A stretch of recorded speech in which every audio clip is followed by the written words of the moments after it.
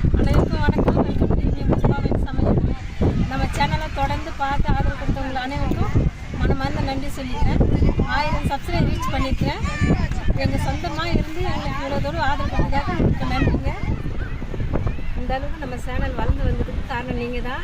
நம்ம சேனலை தொடர்ந்து ஆதரவு கொடுங்க, சப்ஸ்கிரைப் பண்ணுங்கள்.